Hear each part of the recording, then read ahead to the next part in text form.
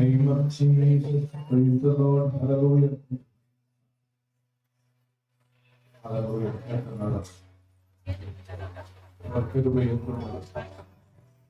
Thank you, Jesus.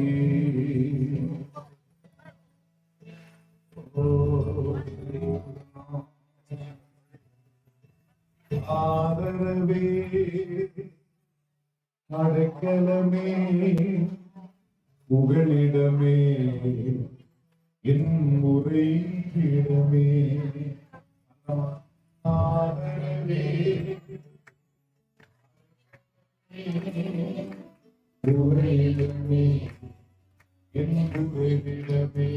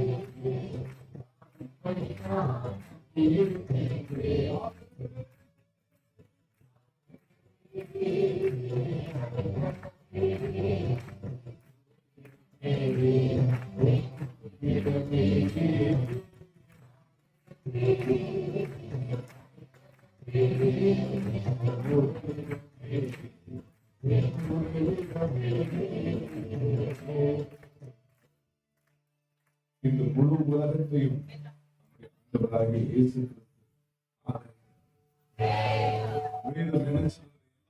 ஜீவனுடைய கண்களும் அப்படியே நோக்கி பார்த்து கொண்டிருக்கிறார்.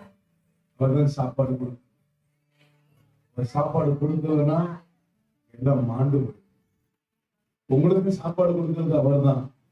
எல்லா ஜீவன்களுக்கும் ஆகாரத்தை கொடுக்கிறவர். ஆமென். 104வது சங்கீதம் 21 நீங்கள் வாசிக்கும் பொழுது பாலசிங்கங்கள் இறைக்காக தேவனை நோக்கி கெர்ச்சிக்கணும் என்று வாசிக்கிறோம். பாலசிங்கங்கள் இறைக்காக என்னங்க என்ன சிங்கம்? என்ன சிங்கம்? நீ பாலசிங்கமா இருந்தாலும் உனக்கு இறை கொடுக்கிறவர் அவர் தான். நீ பராக்கிரமசாலியா இருந்தா உனக்கு சாப்பாடு கொடுக்கிறது அவர் தான். பலத்தினாலும் நல்ல பராக்கிரமத்தை என்னுடைய ஆவியினாலே மாத்திரம்தான். பால சிங்கம் இங்க காட்டுக்கு ராஜாவா இருந்தாலும் உனக்கு சாப்பாடு கொடுக்கிறது அவர்தான். அவர் கொடுக்கணும்னா அவன் பலத்தை வச்சு ஒண்ணும் செய்ய முடியாது. வேதம் சொல்றது பலத்தினாலும் அல்ல பராக்கிரமத்தினாலும் தேவனால் மாத்திரமே எல்லாம் நடக்கும். சொல்லுவோமா?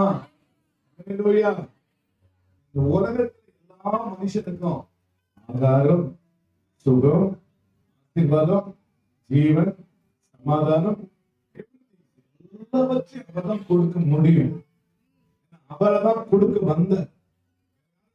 சமாதானத்தை யாரும் கொடுக்க முடியாது, சந்தோஷத்தை யாரும் கொடுக்க முடியாது, ஆசீர்வாதத்தை யாரும் கொடுக்க முடியாது, ஜெயத்தை யாரும் கொடுக்க முடியாது. அப்ப பரத்திலிருந்து வர்றது எல்லாமே ஆசீர்வாதமானது. நம்முடைய ஜெயம் மேற்கிலிருந்து வரல, கிழக்கிலிருந்து வரல, இடத்திலிருந்து நமக்கு வருகிறது.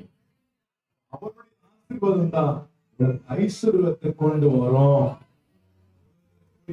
பணக்காரர்களான ஆண்டவர் அறியாத பணக்காரமா இருக்கிறாங்க. நான் ஒண்ணு சொல்றேன், அவங்க பணம் இருந்தாலும் அவங்களுக்கு மெய்யான ஆசீர்வாதம் என்பது இல்லை. இல்லையா? பணத்தை வச்சு ஒரு மனிதனுக்கு சமாதானம் கிடைக்காது. ஒன்று சொல்றேன், கர்த்தருடைய ஆசீர்வாதமே ஐஸ்வர்யத்தால் அதுல வேதனை. இவங்களுக்கு எல்லாம் என்ன இருக்குது? ஐஸ்வர்யத்துல வேதனை இருக்குது, கண்ணி இருக்கிறது, ஆபத்து இருக்கிறது, தூக்கம் கிடையாது, என்ன நடக்கணும் அவங்களுக்கு பயம் வந்துவிடும். கொடுக்கிற ஆசீர்வாதத்துல கலக்கமே இல்லை, சொல்லுங்க இல்லை. ஆண்டவர்களை ஆதரிப்பார் சொல்லுவோமா? நம்பிக்கையோடு உங்க வாழ்க்கையை ஏசப்பா நிச்சயம் ஆசீர்வதிப்பார். ஆதரவே சொல்லுவாங்க, ஒண்ணு இல்லாத வந்தாங்க, நாங்க தான் அவளுக்கு ஆதரவு கொடுத்தோம், நாங்க தான் துணி கொடுத்தோம், நாங்க தான் சாப்பாடு கொடுத்தோம், இப்ப என்ன சட்டம் பேசலாம் அப்படின்னு சொல்லி மனுஷன் காயப்படுத்தும். ஆண்டவர் ஒண்ணு சொல்ற, மனுஷன் கொடுப்பான், அதை சொல்லி நம்மளுக்கு இருதயத்தை கொடுத்துருவான். ஆண்டவர் அப்படி இல்லை, அந்த உலகத்துக்கு கடைசி வரையிலும் ஆதரிக்கிறது, குடும்பத்தை ஆதரிப்பார், பிள்ளைகளை ஆதரிப்பார். நாம சொல்லுவோமா? ஆதரவே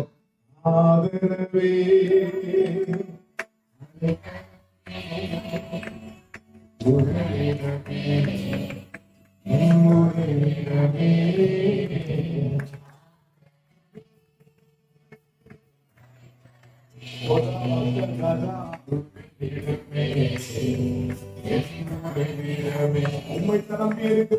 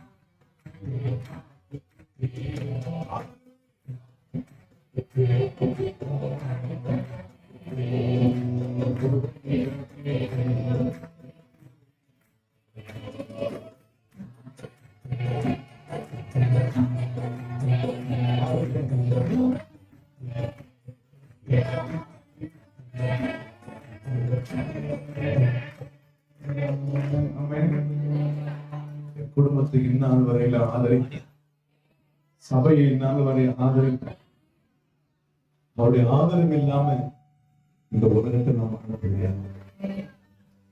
மனுஷனுடைய ஆதரவை கொடுக்க நமக்கு நிறைய ஆதரவு சில நம்ம சொந்தக்காரங்க வந்து நமக்கு ஆதரவு கொடுப்பான். நிறைய நண்பர்கள் வந்து ஆதரவு நினைச்சேன், நன்றி சொல்றேன், நன்றி வா வாழ்க்கையில் நீங்க செஞ்ச நன்மை மறக்கவே முடியாதப்பா. ஒண்ணு சொல்றேன், உங்க வாழ்க்கையில நடக்கிறதெல்லாம் நீங்க உத்தரவு கொடுத்தாதான் நண்பன் வந்து உனக்கு உதவி செய்யும், சொந்தக்காரர் வந்து உதவி செய்ய முடியும். இதுதான் சொல்றாரு. ஆதியாகமம் 48:15 வாசிக்கும். நான் பிறந்த வாசிப்போமா? ஆதியாகமம் 48:15 வாசிப்போம். யோசேப்பை ஆசீர்வதித்து என் பிதாக்களாகிய ஆபிரகாமும் ஈசாக்கும் வழிபட்டு வணங்கிய தேவனும் நான் பிறந்த நாள் முதலாய் இந்நாள் வரைக்கும். யார்தான் உங்களை ஆதரிக்கிறது? நீங்க பிறந்த நாள் முதல் கொண்டு இந்நாள் அவருடைய ஆதரவு இல்லைன்னா இந்த உலகத்தில் வாழ்ந்திருக்கவே முடியாது. அதற்கு பிறகு சொல்றாரு, எத்தனை தீமைகள், எல்லா தீமைக்கும். அப்போ எல்லா தீமைக்கும் பிறந்த நாள் முதல் கொண்டு எத்தனையோ ஆபத்துகள் வந்தது, எத்தனையோ அவகேட்டுகள் வந்தது, உன்னை அழிப்பதற்கு சூழ்நிலை வந்தது, கொரோனா வந்தது, அது வந்தது, இது வந்து எல்லாம் வந்து அழிக்கிறதுக்கு வந்தது. கர்த்தர் எல்லா தீங்குக்கும் 40 வயசா 50 வயசா நீங்க பிறந்த நாள் எத்தனை ஆபத்தை நீங்க சந்திப்பதற்கு, எவ்வளவு போராட்டம், அதிலிருந்து உங்களை அடிக்கணும் சத்துரு முயற்சி, இதிலிருந்து எல்லா தீமைக்கும் விடுவி இந்த நாள் வரையும் ஆதரித்தாரே. என் குடும்பத்தை ஆதரிச்சாரே, என் பிள்ளை ஆதரிச்சாரே, என் மனைவி கணவனை ஆதரிச்சாரே, என் சபை ஆதரிச்சாரே. நான் பிறந்த நாள் முதலால் இந்நாள் வரையும்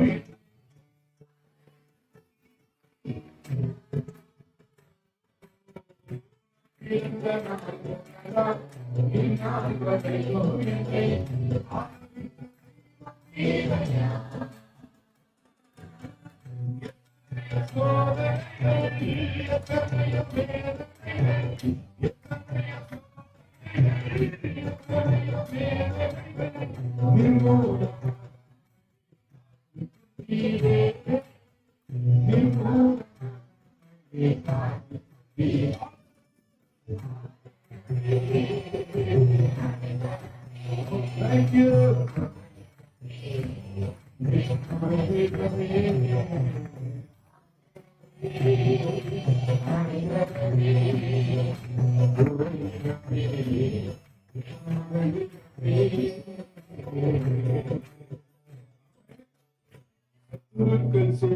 என்னை நெருக்கிடும் நேரத்திலே தீவிரமாய்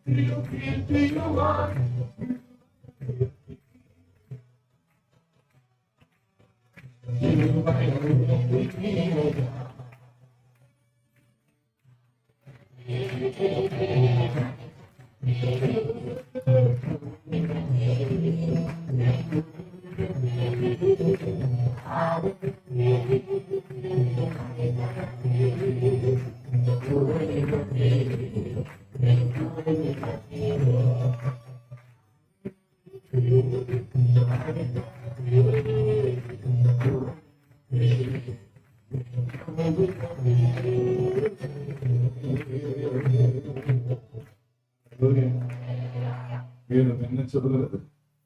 கர்த்தர் மேல் உன் பாரத்தை வைத்து விடு, ஆதரிப்பார். அவருடைய ஆதரிப்பு என் சகோதரியே, என் சகோதரனே, அவர்தான் உனக்கு ஆதரவு. என வேதம் சொல்வது, அப்பம் என்னும் ஆதரவு கோலை, அப்பம் என்னும் ஆதரவு கோல் ஆதரவு கோலோடு உங்களுடைய வாழ்க்கையை கண்ணீரை நம்பிக்கையோடு வந்து பல கஷ்டத்தோடு வந்திருக்கீங்க, மனவேதனையோடு வந்திருக்கீங்க. வாழ்க்கை யார் நிலைப்படுத்த முடியும்? வாழ்க்கையில் கண்ணீர் எப்பொழுது மகரும் என்று வந்திருக்கிற மகளே, ஹல்லேலூயா.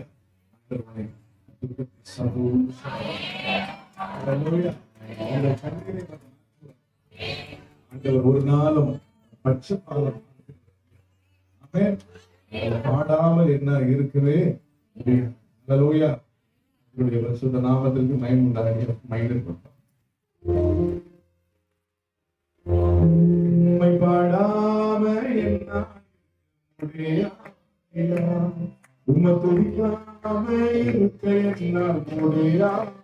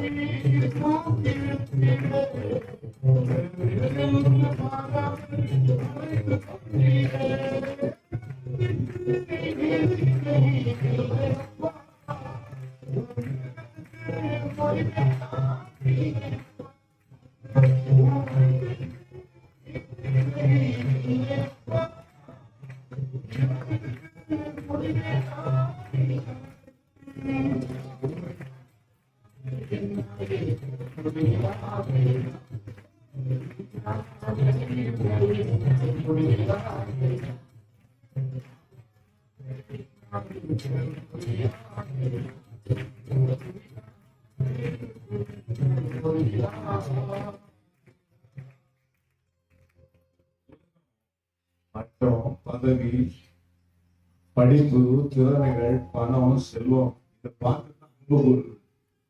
ஆனா ஒண்ணுமே இல்லாம ஒருத்தர் உன்னை நேசிக்கிறார், தெய்வீக சேகர் ஒண்ணுமே இல்லை. ஆரம்ப நாட்கள் இல்லை, நான் தள்ளப்பட்டு இருந்தேன், சமுதாயம் என்னை தள்ளினேன்.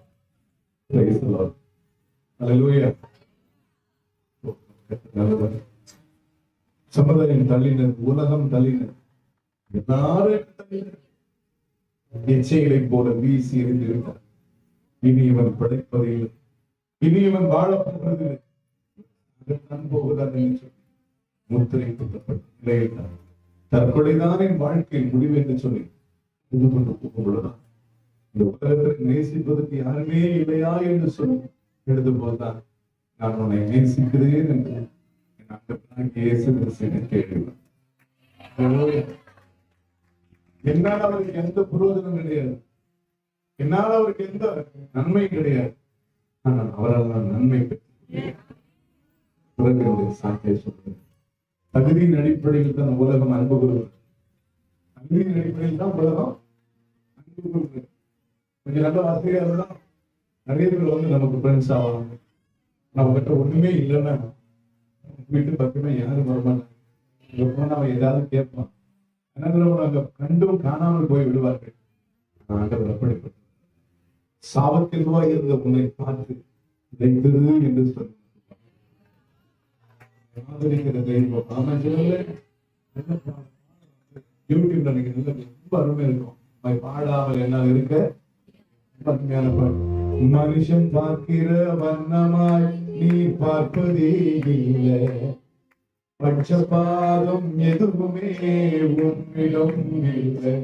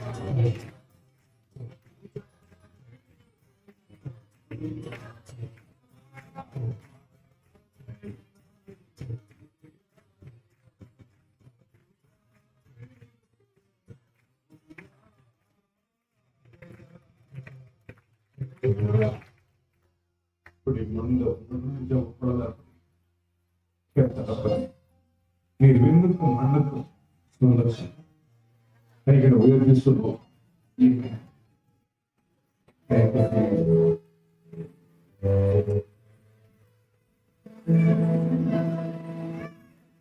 மண்ணுக்கோ மண்ணுக்கோ இவர்கள்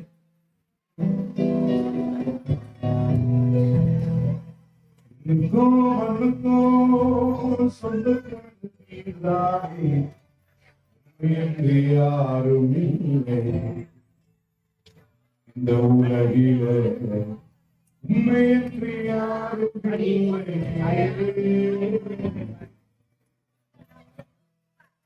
மண்ணுக்கும் ஒரு வாழ்க்கை விண்ணுக்கும் மண்ணுக்கும் அவகாசம். உண்மையை சொல்றேன், பூமியில் இருக்கிற வரைக்கும் அவர் தான் நம்மை ஆதரிப்பார். அங்கேயும் வந்து ஆதரிப்பார். அந்த கண்ணீரில் நான் தொடைப்பார். சொல்லுமா, விண்ணுக்கோ மண்ணுக்கோ சொந்தக்காரே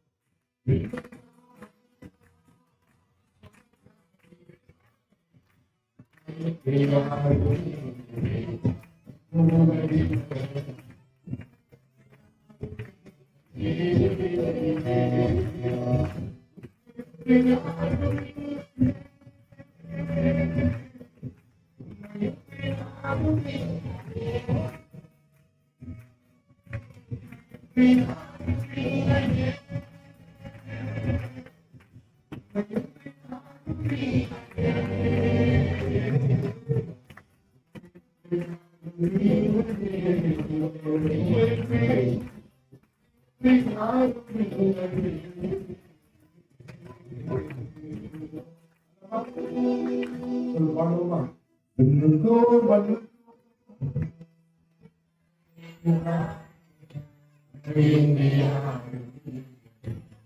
இந்த உலகிலே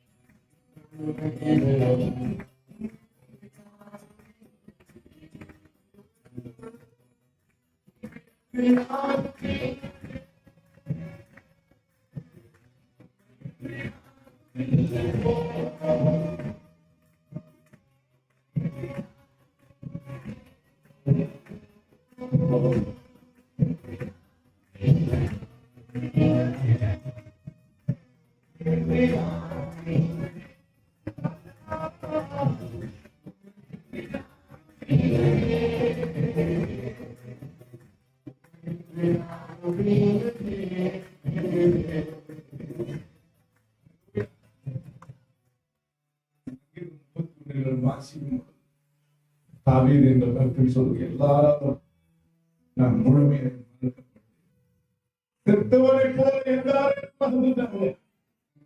என் அன்பு சகோதரன்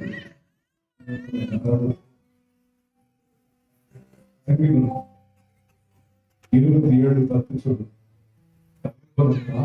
கைவிட்டார். 69:8 என்ன சொல்றது? என் சகோதரருக்கு வெறுத்த மனுஷன், என் தாயின் பிள்ளைகளுக்கு நான் அந்நியன். சங்கீதம் 69:20 சொல்றது, இந்த இருதயத்தை பிறந்தது மிகவும்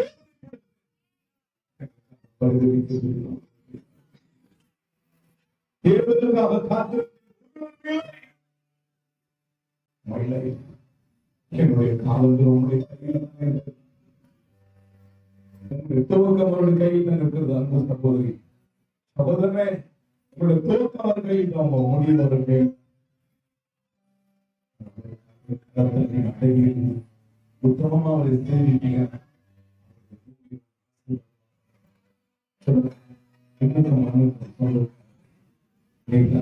படம் இன்னுக்கோ மண்ணுக்கோ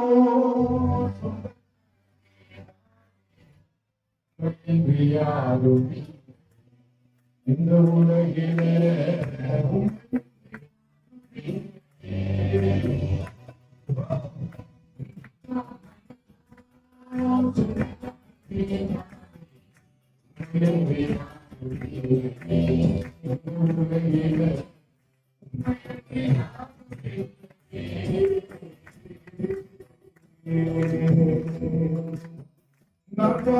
சூரியனோ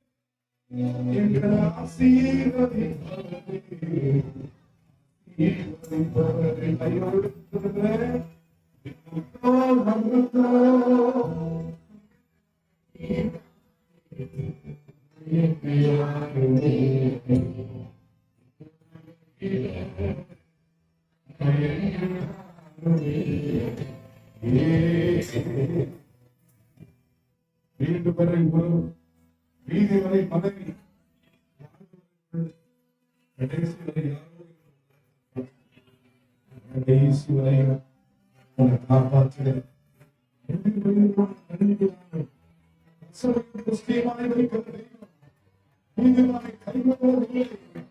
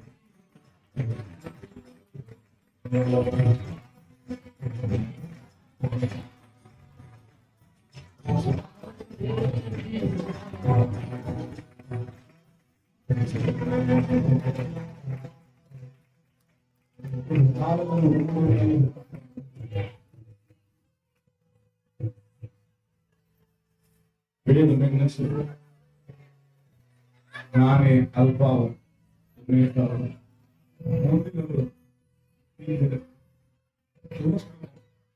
முடிவுமாய். உங்களுடைய துவக்கம், உங்களுடைய முடிவு ஒவ்வொரு வார்த்தை வச்சு தொடர்ந்து ஒரு கைது, என் முடிவு ஒரு கைது. அதை வந்து நல்ல முடிவை கொடுத்து நிச்சயமாக முடிவு உண்டு. நம்பிக்கை வீழ்வதுதான் நல்ல ஒரு முடிவை கொடுத்து தேசத்தை ஆசீர்வதிக்கிறது.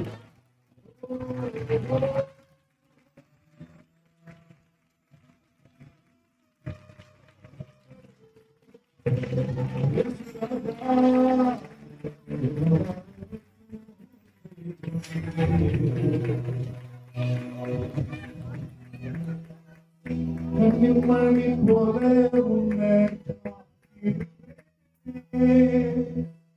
அதெல்லாம் உன்னை நான் சுமந்திடுவேன்.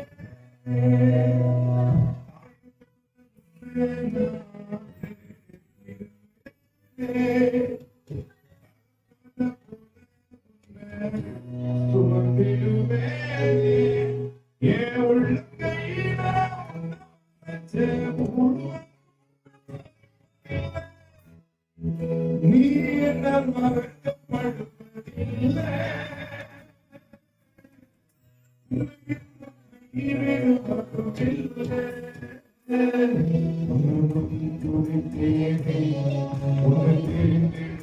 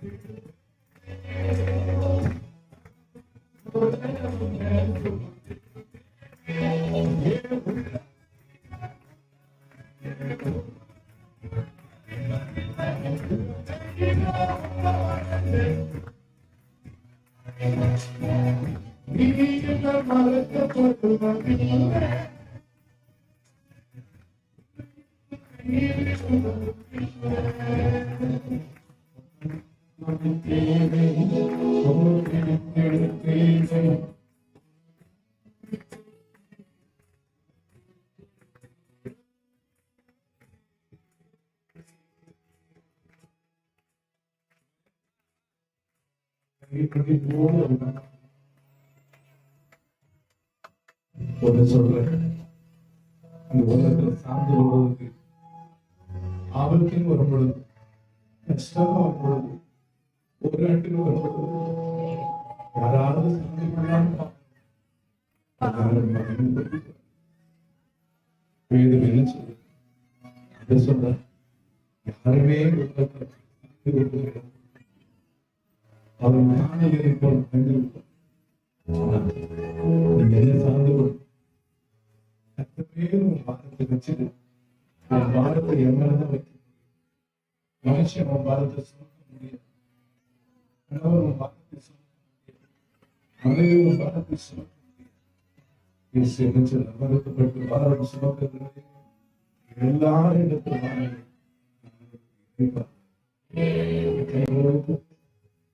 மணி போல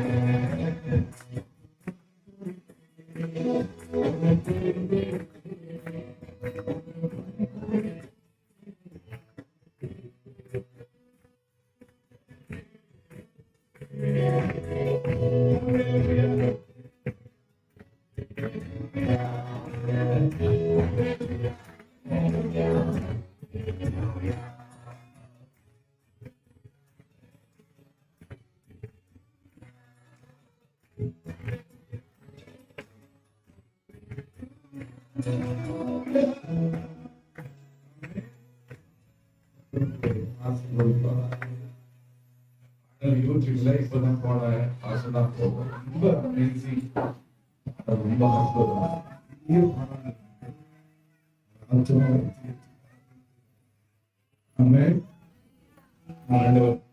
எனக்கு இமையை போல இசைகளை காக்கிறத தூங்குறதே இல்லை. நான் பார்க்கறது யாருமே நினைக்கிறேன். காண்கிறது விசாரிக்கிறது என்ன சொல்றது, அவங்களை விசாரிக்கிறது எல்லாம் அவரை வேலை வச்சு நம்பிக்கையோடு இருப்போம். அதே சந்தர்ப்பம் அவன் இந்த சூழ்நிலை கடைசி சொல்லும், இந்த சூழ்நிலை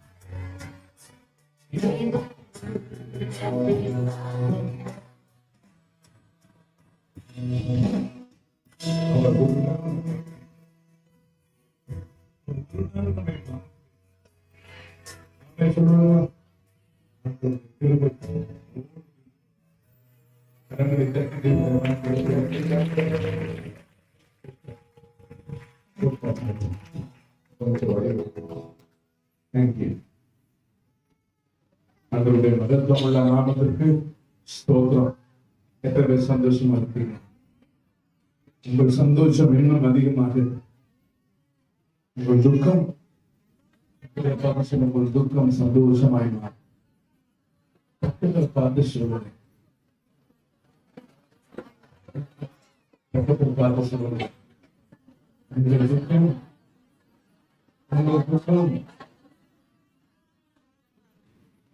என்ன சொல்றீங்களா?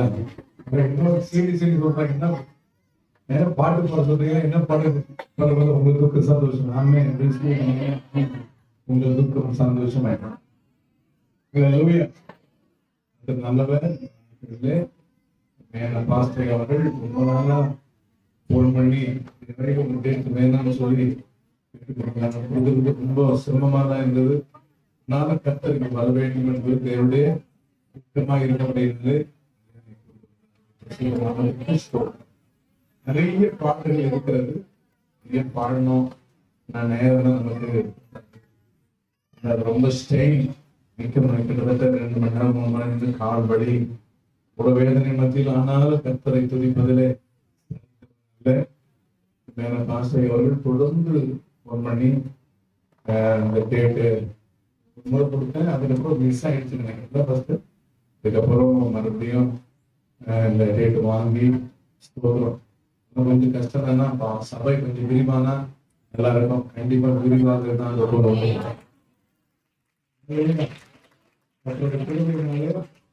போகிற இடத்துல எல்லாம் கட்ட ஒரு விரிவாக்கத்தை, சபைக்கு விரிவாக்கம், மக்களுக்கு விரிவாக்கம் ஆசீர்வாதம். ஆமென். அன்றைய வார்த்தை நம்ம ரிசீவ் பண்ணிக்கொள்வோம். ஆமென். ஒரு வசனத்தை வாசிப்போம். ஆதியாகமத்தின் புஸ்தகம் 30ஆம் அதிகாரம் 10-11 வாசிப்போம். லேயாளின் வேலைக்காரியாகிய சீபாள் ஒரு குமாரனை பெற்றார். எல்லாம் நோட்ஸ் எடுப்போம். இது உங்களுக்கு தீர்க்கதரிசனமான வார்த்தையாக விசுவாசித்து அறிக்கப்பட்டது. ஆமென். சீபாள் யாக்கோபுக்கு ஒரு குமாரனை, அப்பொழுது லேயாள் ஏராளமாகிறது என்று சொல்லி அவனுக்கு காத்து என்று பெயர்.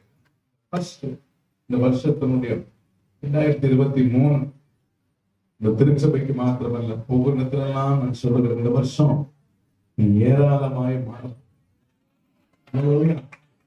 நீ தாராளமாய் மாற போகிற. ஆமென். நம்முடைய ஆண்டவர் பெருக பண்ணுகிறவர், ஆசீர்வதிக்கிறவர். இந்த லேயாளுடைய வேலைக்காரியா இருக்கிற சீபாள் யாக்கோபுக்கு ஒரு குமாரனை, இவர் எத்தனாவது கோத்திரம் என்று சொன்னால் 7வது கோத்திரம். எத்தனாவது கோத்திரம்? 7வது கோத்திரம். முறைப்படி திருமணம் செய்தவள் அல்ல லேயாளுடைய வேலைக்காரி சீபாள். முறைப்படி திருமணம் செய்தவள் அல்ல. தன்னுடைய சந்ததியை, அதாவது லேயாள் தன்னுடைய சந்ததி பெருகணும் என்ற நிந்தையெல்லாம் மாறணும்னு சொல்லி தன் வேலைக்காரின் மூலமாக ஒரு குழந்தையை பெற்றெடுத்து அந்த குழந்தையை அவள் தன் சொந்த பிள்ளையாக ஏற்றுக்கொண்டார். அம்மைன்னு சொல்றாங்க. அதே பொழுது ஒரு காலத்தில் நம்ம எல்லாம் எங்கேயோ பிறந்தோம், எங்கேயோ வளர்ந்தோம், நம்ம யாரோ நம்மளை பெற்றாங்க, சரி. ஆனா இன்றைக்கு இயேசு நம்மை சொந்த பிள்ளையாக நம்ம ஏற்றுக்கொண்டோம். சொல்லுவோமா? இந்த லேயாள் சில்பாளுக்கு ஒரு குமாரனை, இந்த யாக்கோபுக்கு ஒரு குமாரனை பெற்ற போது அந்த பிள்ளையை தன்னுடைய பிள்ளையாக எடுத்துக்கொண்டு ஒரு தீர்க்க தரிசனம் உரைக்கிறார். என்ன உரைக்கிறார்னா, ஏராளமாகிறது. அல்லேலூயா. பொதுவாக எபிரேய பெண்கள் தகப்பனை காட்டிலும் பேர் யார் தெரியுமா வைப்பாங்க? எபிரேயர்ல பெண்கள் எல்லாம், இந்த யூத குலத்துல பாத்தீங்கன்னா எல்லாமே பெயர் வைக்கிறது பெண்கள் தான் பெயர் வைப்பாங்க. யாபேசுக்கு பேர் யார் வச்சது? யாபேசுக்கு பேர் யார் வச்சது? அம்மா தான் வச்சாங்க. இந்த யாக்கோபுக்கு 12 பிள்ளைகளில கிட்டத்தட்ட 11 பிள்ளைகளுக்கு யார் தான் பேர் வச்சது? அவருடைய தாய்மார்கள் தான் பெயர் வைத்தார். சொல்லுவாங்களே, ஏன் சொன்னா அந்த பெயர் வைக்கிற கிருபைய ஆண்டவர் எபிரேய ஸ்திரீகளுக்கு கற்றுக் கொடுத்தார். சொல்லுவோமா? நம்ம கலாச்சாரம்னா நம்ம எல்லாம் டிசைட் பண்ணி என்ன பண்ணுவோம்? அப்பா ஒரு பேர் சொல்லுவார், அம்மா ஒரு பேர் சொல்லுவாரு, பாதி பேரு பேர் வைப்பாங்க. இப்போ ஒரு பேர்லாம் ரொம்ப மோசமான பேரை வைக்கிறாங்க. அவர் பேர்ல ஒரு இது, இந்த அம்மா பேர்ல வச்சு 2 பேர்ல ஒரு பேர் வைப்பாங்க. அப்படி இல்லை, அவங்க இஷ்டத்துப்படி வைப்பாங்க. ஆனா இங்க வேதத்தின் அடிப்படையில அவங்களுடைய தேவன் நடத்துதன்படி பெயர் வைத்தார்கள். அம்மைன்னு சொல்லுங்களேன். அந்த பேர் அவனுக்கு காத்து என்று பெயரிட்டான். அந்த காத்தினுடைய ஆசீர்வாதம் என்ன? ஏராளம் ஆகிறது. பக்கத்துல பார்த்து சொல்லுங்க, இந்த வருஷத்துல நீ ஏராளமாய் மாற போகணும். ஏன் என்று சொன்னால், ஒரு தாய் தான் பிள்ளையுடைய அனுபவம் அவளுக்கு தெரியும். இந்த தாய் எந்த சூழ்நிலை அந்த பிள்ளையை பெற்றெடுக்கிறாள். இப்ப யாபேசை பெற்றெடுக்கும் பொழுது அந்த தாய் வேதனையோடு பெற்றெடுத்தபடினாலே அந்த பிள்ளைக்கு யாபேசு என்று பெயரிட்டார். யாபேசு என்று சொன்னால் துக்கத்தின் மகன். அப்போ ஒரு தாய் ஒரு பிள்ளையை பெறும் பொழுது அந்த பிள்ளை மூலம் சந்தோஷம், அந்த சந்தோஷமான பெயர் அந்த பிள்ளைக்கு வரும். அப்படின்ற இந்த காத்து பிறக்கும் பொழுது இந்த லேயாளுக்கு ஒரே சந்தோஷம் தான். பிள்ளை பார்த்த உடனே சொல்றான், ஏராளமாகிறது. சொல்லுவோமா? ஏராளமாகிறது என்று சொல்லி அவனுக்கு காத்தி என்று பெயரிட்டு ஆசிரியர். இது தாயினுடைய ஆசீர்வாதம். ஆமென். இன்றைக்கு கர்த்தர் உங்களோடு பேச விரும்புகிறார். ஆண்டவர் உங்களை ஏராளமாய் மாற்ற விரும்புகிறார். நம்ம சொல்லுங்க. ஏன்னா உங்களை என்னையும் நம்முடைய ஆண்டவராகிய இயேசு கிறிஸ்து சொந்த பிள்ளையாக நம்மை ஏற்றுக்கொண்டார். நாம ஒரு காலத்துல மாம்சத்துல பிறந்தோம், இப்ப ரெண்டாவது நம்ம ஆவியில பிறந்திருக்கிறோம். அப்ப இயேசு நம்ம ஏற்றுக்கொண்டபடினால அவருடைய கையில வந்துட்டாவே நீ ஏராளமாயிடுவான். ஆமென். 502 மீன்கள் இயேசுவின் கரத்தில் வந்த போது 5000 அது மறைந்தது போல நீங்கள் நானும் இயேசுவின் கரத்தில் இருக்கும் பொழுது ஏற்ற வேளையில் அவர் உயர்த்தும்படிக்கு அவருடைய பலத்த கரத்தில் தங்கி இருக்கும் பொழுது நீ ஏராளமாய் இந்த தேசத்தில் மாறும், சமுதாயத்தில் ஏராளமாய் மாறுவாய். ஆமை சொல்லுங்க, தமிழ்நாட்டில் நீ ஏராளமாய் மாறுவாய். ஆமை சொல்லுவாங்க. இது தாயினுடைய ஆசீர்வாதம். தகப்பனுடைய ஆசீர்வாதம் என்னவென்றால் ஆதியாகமம் 49ஆம் அதிகாரம் 19ஆம் வசனத்தை வாசிக்கும் பொழுது, காத்து என்பவன் மேல் ராணுவ கூட்டம் பாய்ந்து விடும், அவனோ அப்பா கொடுக்கிற ஆசீர்வாதம் என்னன்னா, நீ ஏராளமாய் மாற வேண்டும் என்று சொன்னால் ஒரு பெரிய ராணுவத்தை நீ சந்திக்க வேண்டும். இல்லையா? நம்ம தேசத்துல ஆசீர்வாதமா மாறணும்னா, பெரிய ஒரு கூட்டமா மாறணும்னா நான் எதை ஜெயிக்கணும்? ராணுவத்தை ஜெயிக்கக்கூடிய வலிமையை எனக்கு தேவன் கொடுத்திருக்கிறார். ஆமென். வேதம் என்ன சொல்லுகிறது? உலகத்தில் இருக்கிறவனையும் உங்களுக்குள் இருக்கிறவர் பெரியவர். தேவனால் பிறந்தது எல்லாம் உலகத்தை யாரால் பிறந்திருக்கிற? தேவனால் பிறந்திருக்கிறபடினாலே உன்னுடைய ஆசீர்வாதங்களையும் உன்னுடைய ஜெயத்தையும் யார் திருடி வைத்திருக்கிறது? ஒரு ராணுவ கூட்டம் திருடி வைத்திருக்கிறது. அந்த ராணுவத்தின் பெயர் என்ன தெரியுமா? வான மண்டலத்தில் உள்ள பொல்லாத ஆவிகள், அந்தகார லோகாதிபதிகள். இவைகள் தான் நம்முடைய ஆசீர்வாதங்களை எல்லாம் திருடி வைத்துக் கொண்டு. ஏன் சொன்னா, நீ ஏராளமாய் மாறுவதற்கு, அவை மாறக்கூடாதபடிக்கு உன் மேல எந்த ராணுவ கூட்டம் பாய்ந்து விடும்? ஒரு ராணுவ கூட்டம் உன் மேல பாய்ந்து விடும். ஏன் சொன்னா, நீ ஏராளமாக கூடாது என்று சொல்லி. ஆனா பாய்ந்து விழுந்த ராணுவம் மேல பாய்ந்து விடும் பொழுது முடிவிலே அதன் மேல் நீ பாய்ந்து விடுவாய். ஆமென் சொல்லுங்களேன். கர்த்தருடைய பரிசுத்த நாமத்திற்கு மகிமை உண்டாகட்டும். ஒரு ராணுவம் என்பது எதை காட்டுகிறதுனா, ஒரு தேசத்தினுடைய வலிமையை யார் கையில் தான் இருக்குது? ராணுவத்தின் கையில் தான் இருக்கிறது. ஒரு தேசத்துல வலிமையான ராணுவம் இருக்க அந்த தேசம் வல்லரசு நாடு என்று சொல்ற. அமெரிக்காவை வல்லரசு நாடுன்னு சொல்வதற்கு பணத்தை வச்சல்ல, ராணுவத்தை வைத்துத்தான். வெளியே சொல்லுங்களேன். அப்ப உங்களுக்கு விரோதமாக ஒரு பெரிய ராணுவ கூட்டமே உங்களோடு பாய்ந்து, ஏன் சொன்னா, நீ ஏராளமாக போகிறாய் என்பதை ஆண்டவனுக்கு அறிவித்தார். இந்த ஏராளமான ஆசீர்வாதங்களை அழிப்பதற்கு ஒரு ராணுவ கூட்டம் உன் மேல பாய்ந்து விடும். நீ பயப்படாத. அதுலயே சொல்லுங்களேன். இந்த கல்வி மேல் மோதுகிறவன் நொறுங்கி போவான். நாம சொல்லுங்களேன். உன் மேல் ஒரு ராணுவ கூட்டம் பாய்ந்து விடும். அப்பா சொல்றாரு, ஒரு ராணுவ கூட்டம் மேல வந்து விட போதுப்பா, நீ பயப்படாத. ஆனா முடிவில அதே மேல் நீ பாய்ந்து விடுவாய். அதுதான் தாவீது சொல்லும் பொழுது, உம்மாலே ஒரு சேனைக்குள் பாய்ந்து, உம்மாலே ஒரு மதிலை ஆண்டவர் பாய்ந்து, உம்மாலே ஒரு சேனைக்குள் பாய்கிற வல்லமையை கர்த்தர் இந்த 2023 உனக்கு கொடுப்பார். ராணுவத்தின் பாய்ந்து அவைகளை முறியடித்து ஆசீர்வாதங்களை எதிர்ப்பார். ஒரு ராணுவத்தை ஜெயிச்சா தேசத்தினுடைய எல்லா ஆசீர்வாதத்தையும் நம்ம சுதந்திரிக்க முடியும். அப்படிதானங்க? ராணுவம் என்பது எதை காட்டுகிறது? தேசத்தினுடைய, அந்த தேசத்தின் பலனை குறித்த அந்த பலனை முயற்சினா அந்த தேசத்தினுடைய ஆத்துமாக்களை சுதந்திரிக்க முடியும், ஆசீர்வாதங்களை எடுக்க முடியும். அப்பா சொல்றாரு, நீ ஏராளமா மாறணும்னா ஒரு ராணுவ கூட்டம் உண்மையில பாய்ந்து விடும். நீ பயப்பட, முடிவில் அதே மேல் நீ பாய்ந்து விடுவாய். ஆமென். என் அப்பா கொடுத்த ஆசீர்வாதம். சரி, மோசே சொல்ற, தேவன் மோசேயின் மூலமாக இந்த காத்துக்கு கொடுக்கிற ஆசீர்வாதத்தை நம்ம பார்க்க போறோம்.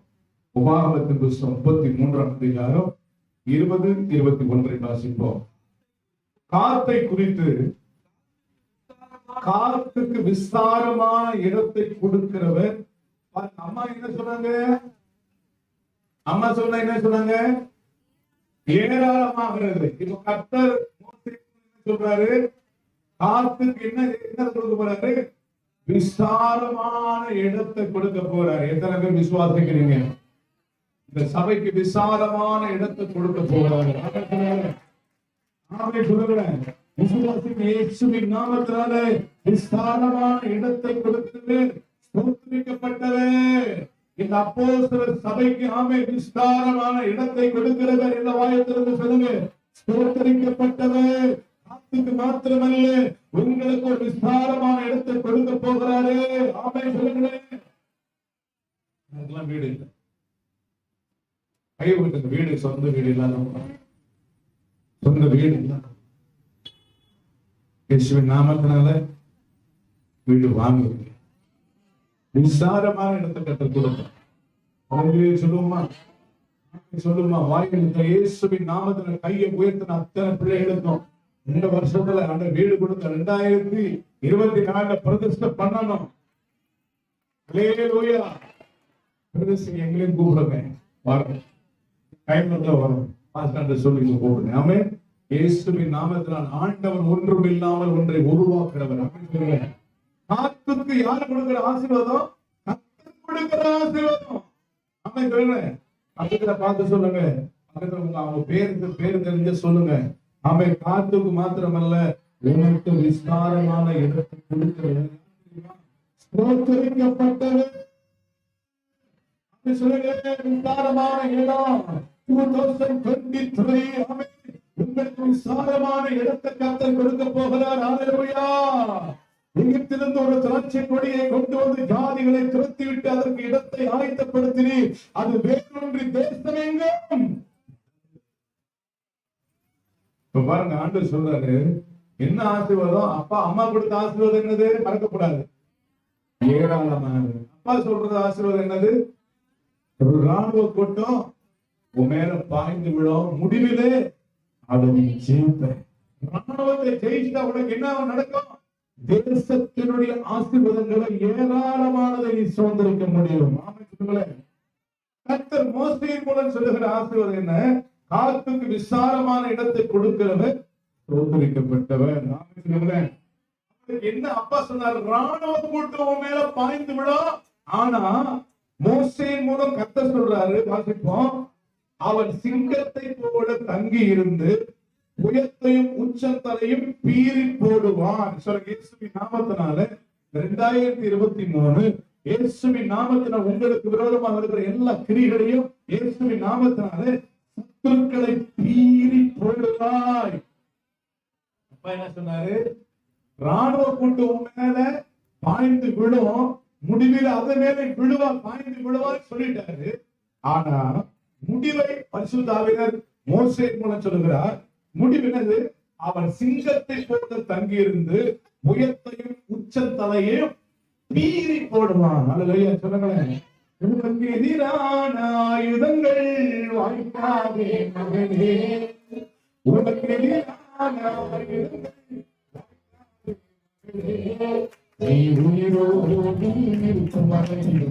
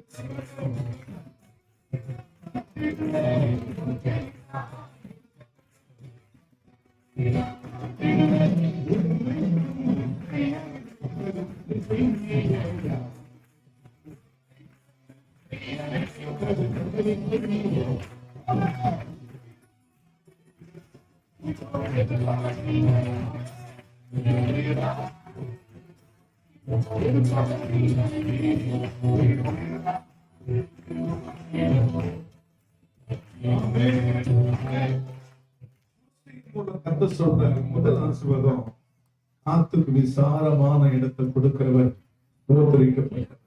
அவன் சிங்கத்தை போலவும் தங்கியிருந்து அவன் புயத்தையும் உச்சந்தலையும் பீறி போடுவான். ராணுவ கூட்டம் மேல பாய்ந்து விடும். முடிவில் அதுவே பாய்ந்து சும்மா இருக்க மாட்டேன், உச்சந்தலையை பீறி போடுவாய், உன் சத்துருக்களை பீறி போடுவாய். ஆமே, விசுவாசிக்கிறவங்க ஆமே. மோசேயின் மூலமாக பேசுகிறார். அவன் தனக்காக முதலிடத்தை ஆமென் இந்த வருஷத்துல ஆண்டவர்களுக்கு முதலிடம் கொடுக்கும். எப்பவுமே நமக்கு 2ஆம் இடம் 3ஆம் இடம் அல்ல. கர்த்தரை உண்மையாய் ஆராதிக்கிற பிள்ளைகளுக்கு the first blessing. ஆமென் சொல்லுங்க. அவன் தனக்காக முதலிடத்தை பார்த்து கொண்டான்.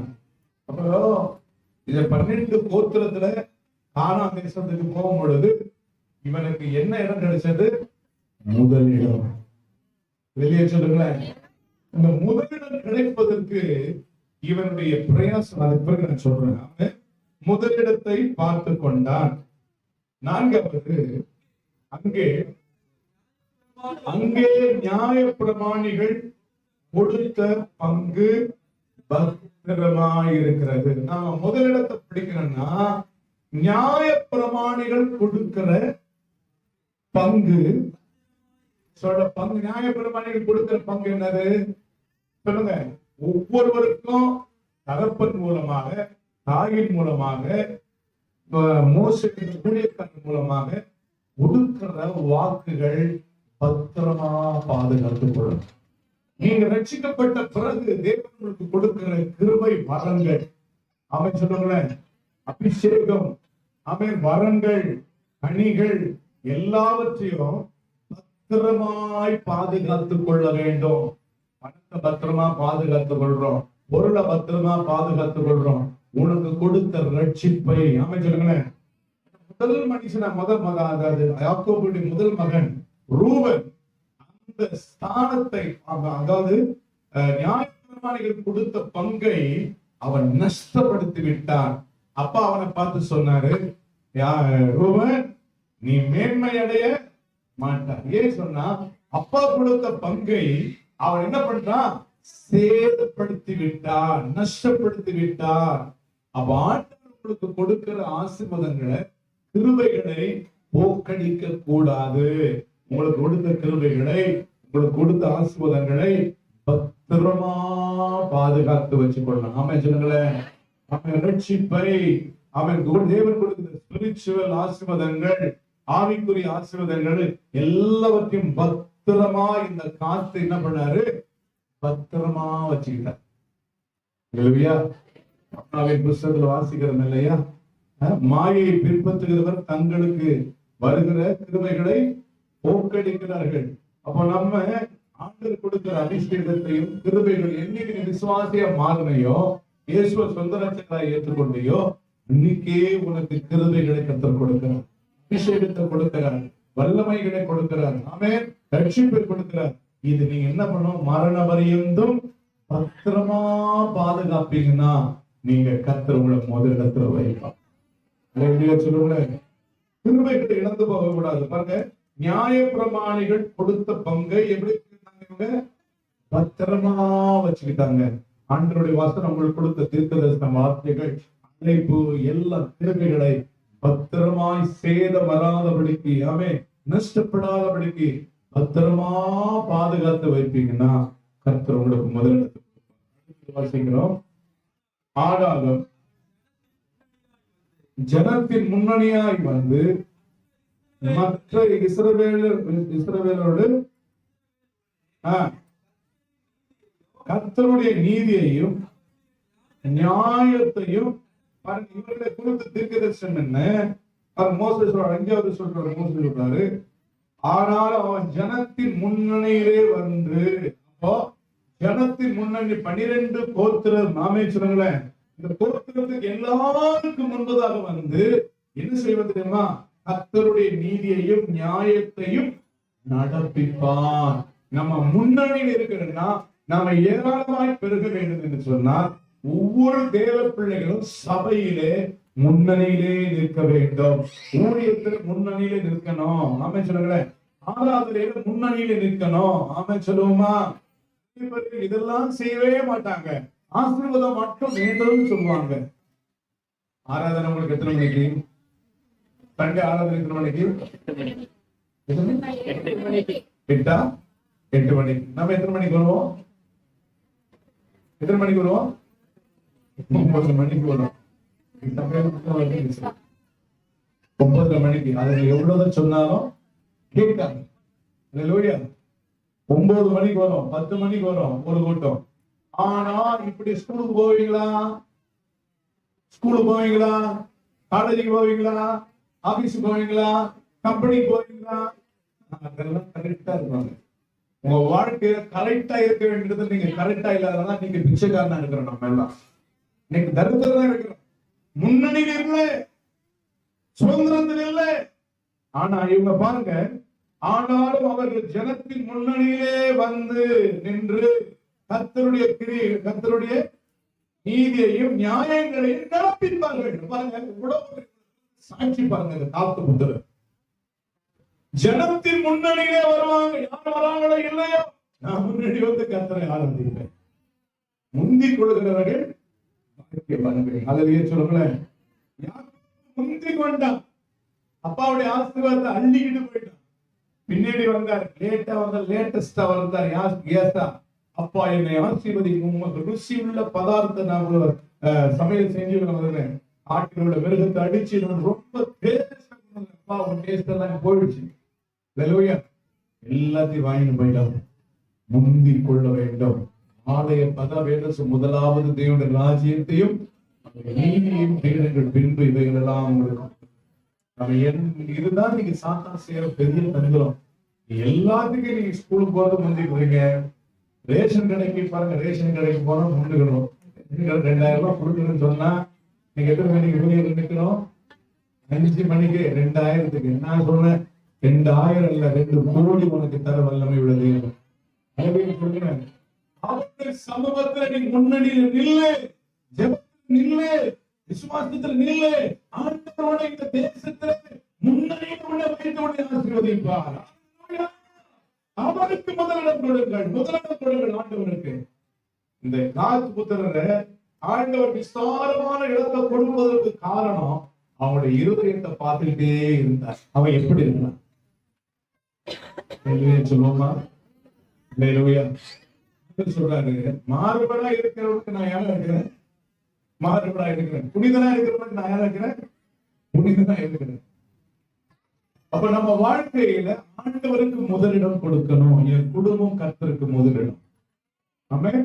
இந்த வசனம் வந்து, ஆனாலும் அவர்கள் ஜனத்தின் முன்னணியிலே வந்து கர்த்தரின் நீதியையும் நியாயத்தையும் நடப்பிப்பார்கள். அதனால்தான் கர்த்தர் இந்த 12 கோத்திரத்தில் இவர்களை முதன்மையாக வைப்பதற்கு காரணம் கர்த்தருடைய நீதியை கைக்கொண்டார்கள். முன்னணியில் வந்து கைக்கொண்டார்கள். பின்னாடி இருக்கிற அவங்க பின்னாடி வந்து உட்கார்ல, முன்னாடி வந்து உட்கார்ந்து கர்த்தர்.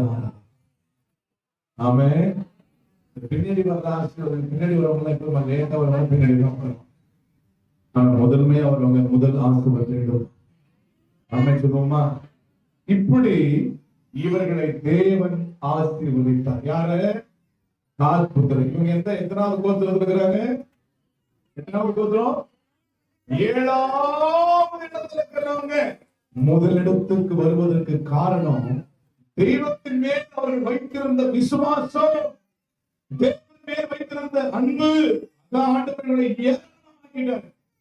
12 கோத்திரத்துல இவங்க ஆசீர்வாதம் இருந்தது. சொல்லுங்களேன்.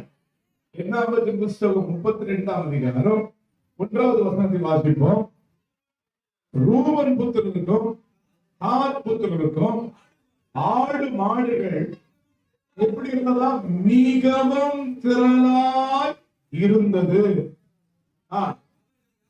யாசே தேசத்தையும் தேசத்தையும் பார்த்தபோது ஆடு மாடுகளுக்கு தகுந்த இடம். ஆமென்.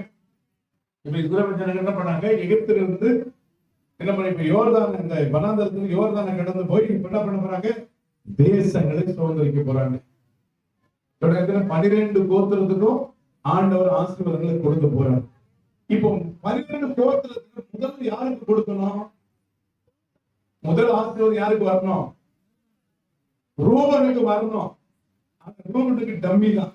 அப்பா சொல்லிட்டாரு, ரூபனை நீ மேன்மை அடைய மாட்டாய். கர்த்தர் மோசேயின் மூலம் சொன்னது, ரூபன் பிழைத்திருப்பானாக. அப்படின்னா இந்த ரூபனுக்கு பேர் மட்டும்தான், ஆனா ஆசீர்வாதம் காத்துருக்கு. சொல்லுங்களேன். இஸ்ரவேலர்கள் முதல்ல அந்த ஜெயம் எடுக்கிறாங்க. யாத்திரை தேசத்தையும் அந்த கீழையாத்து தேசத்தையும் ஜெயம் எடுக்கும் பொழுது மோசே சொல்றாங்க, ஐயா எங்களுக்கு ஆடு மாடு ரொம்ப பெருகி இருக்கிறது ஐயா. மற்ற கோத்திரத்தை விட இவங்களுக்கு என்னது? ஆடு மாடு ஆசீர்வாதம். ஏன்னா அம்மா சொல்லிட்டாங்களே, ஏராளமாகிறது. இது சந்ததி மாத்திரமல்ல, அவருடைய ஆசீர்வாதமும் ஏராளமாய் மாறிவிட்டது. அல்லேலூயா சொல்லுங்களேன். ராணுவத்தை சந்திக்கிறவர்கள், அவை சொல்லுங்களேன், தேசத்தோட உச்சிதமான ஆசீர்வாதங்களை எடுக்கிறவர்கள், கர்த்தருடைய பரிசுத்த நாமத்திற்கு மகிமை உண்டாகட்டும். இந்த ஆடு மாடு இவங்களுக்கு பயந்ததுனால மோசே சொல்றாங்க, ஐயா எங்களுக்கு இந்த தேசத்தை எங்களுக்கு கொடுங்க. முதல்ல ஆரம்பத்துல மோசே கொஞ்சம் முருகன், என்னப்பா இது, நம்ம எல்லாம் போய் எல்லாத்தையும் தேசத்தை இந்த பண்ண வெற்றி சோதரிச்சாதான் யோசுவாட்ட சொல்றாங்க. அதுக்கப்புறம் யோசுவாட்ட கேட்கிறாங்க. ஆனா இவங்க விருப்பத்தின்படியே அமைச்சிருங்களேன், இவங்க விருப்பத்தின்படியே அமைச்சிருங்களேன். 5வது வசனத்தை வாசிப்போம். என்னாகும் 32:5 வாசிப்போம். நம்முடைய கண்களில் எங்களுக்கு தயவு கிடைத்ததனால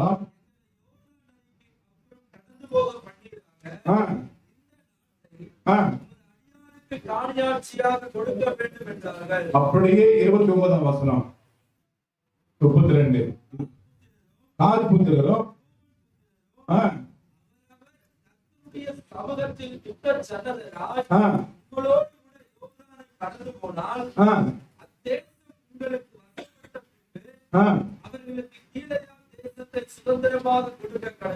மோசேயின் மூலம் சொல்லப்பட்டு விட்டது. ஆமென் சொல்லுங்களேன். அவங்க கேட்ட வண்ணமாய் முதலிடத்தை பிடித்துக் கொண்டார்கள். சொன்னாரு, காத்புதருக்கு என்ன இடம் கிடைச்சது? முதலிடம். ஆமென் சொல்லுங்களேன். ஏன் இவங்களுக்கு முதலிடம் சொன்னா, இவங்க யுத்தம் பண்ணுகிற ஒரு சேனையாக இருந்தார்கள். கர்த்தருடைய நியாயங்களை கை கொடுக்கிறவர்களாக இருந்தார்கள். அவங்க சொல்றாங்க, 32:17 வாசிப்போம். வாசி. நாங்களோ இஸ்ரவேல் புத்திரரை, இப்ப மோசே சொல்றப்ப இப்போ சுதந்திரம் வாங்கிட்டாங்க. இந்த காலத்துக்கு சுதந்திரம் வாங்கிட்டாங்க. சுதந்திரம் வாங்கிட்டு என்ன பண்றாங்க? இங்க இருக்கக்கூடாதுப்பா. அவங்க சொல்றாங்க, நாங்க சுதந்திரம் வாங்கிட்டாலும் எங்க மனைவி பிள்ளைகள் எல்லாம் அந்த இடத்துல விட்டுட்டு எங்க சகோதரர் வரைக்கும் சுதந்திரம் அடைகிற வரையிலும் நாங்க யுத்தத்தினராய் முன்னணி நிற்போம். உண்மையான சிநேகம். அமைச்சர்களேன், காப்புதர் உண்மையான சகோதர தன்மை. இப்ப உங்களுக்கு ஆசீர்வாதம் கிடைச்சிச்சுன்னா, நீங்க போய் சண்டை போட்டு நீங்க எடுத்துங்கப்பா அப்படின்னு நம்மள சொல்லிடுவோம். ஆனா இவங்க அப்படி சொல்லல. எங்க 18ஆவது வசனத்தை கூட வாசிப்போம். இஸ்ரவேல் புத்திரர் யாவரும்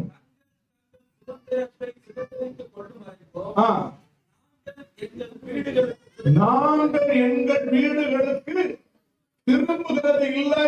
பாருங்க, மனைவி பிள்ளைகள் எல்லாம் விட்டுட்டு என்ன இருக்காங்க? யாரோட யுத்தம் பண்றாங்க? சகோதரரோட யுத்தம் பண்றாங்க. சாதாரண யுத்தம் இல்லைங்க, அவங்க யுத்தத்துல முன்னணியா என்று யுத்தம் பண்றாங்க. அதுலயே சொல்லுங்களேன். ஆண்டவர் இந்த யாக்கோபு சொல்றாரு, நீ ராணுவ கூட்டத்தை நீ சந்திப்பாய்.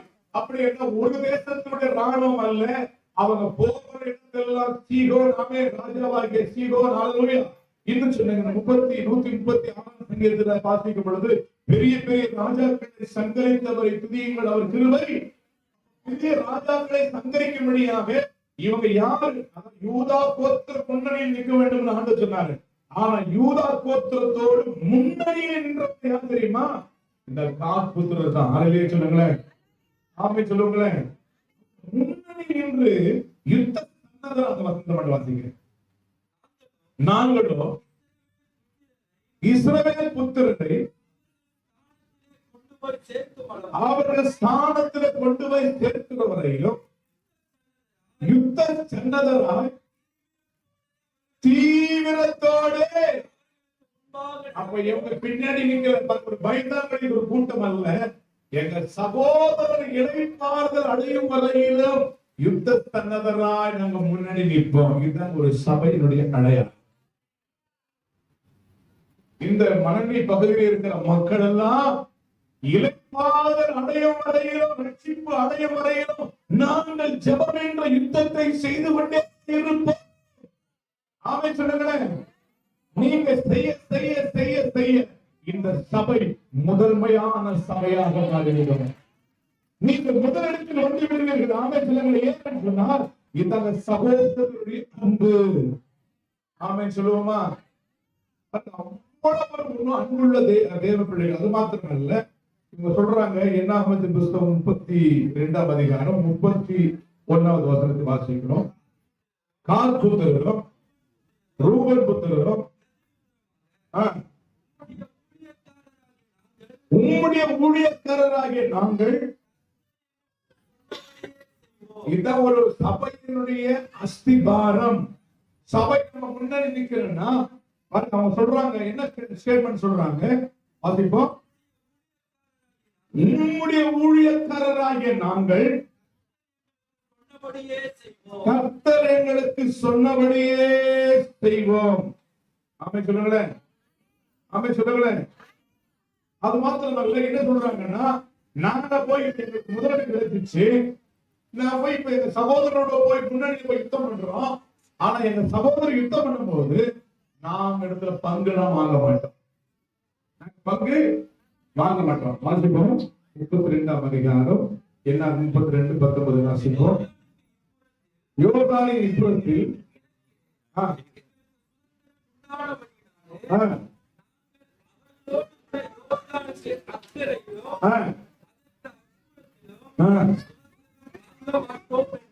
வாங்க மாட்டோம் என்று நாங்க போய் யுத்தம் செய்வோம். எங்களுக்கு போதுமான அளவுக்கு கர்த்தருக்கு ஆசீர்வதித்தார்.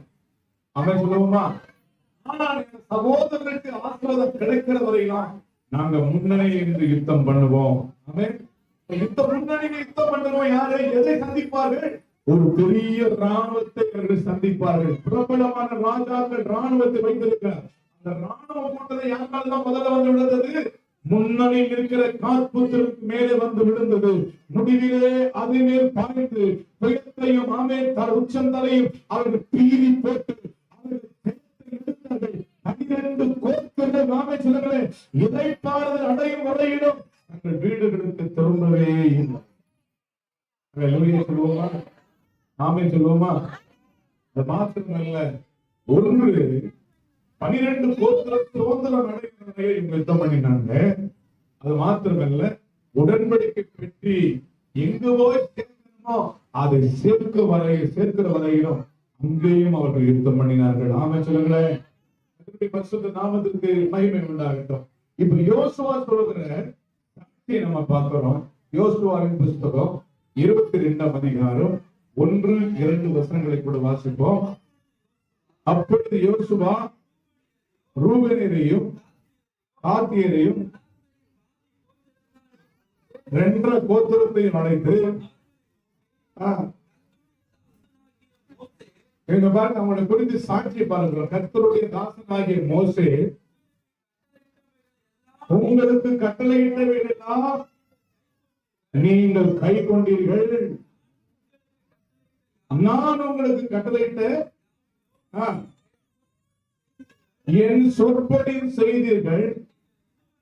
நீங்கள் இதுவரைக்கும் அநேக நாளாய் ஹல்லேலூயா உங்கள் சகோதரரை கைவிடாமல்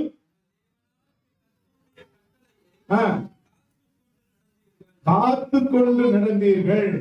ஆமை சொல்லுங்களேன். 22:6 இவ்விதமாக யோசுவா யாரை ஆத்து வைத்து இப்ப என்ன சொல்றாருன்னா, இந்த யோசுவா சொல்றப்ப எல்லாருக்கும் சுதந்திரம் கிடைச்சிருச்சு. சொல்றது எல்லாருக்கும் சுதந்திரம். உங்க சகோதரர்கள் எல்லாரும் இடைப்பாறுதல்.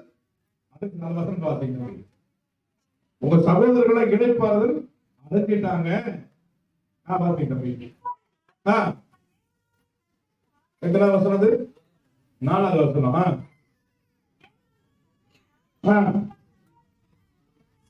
உங்கள் சகோதரருக்கு சொல்லி இருந்தபடி இளைப்பாற பண்ணினார். எத்தனை கோத்திரத்தை இளைப்பாற பண்ணிட்டாரு?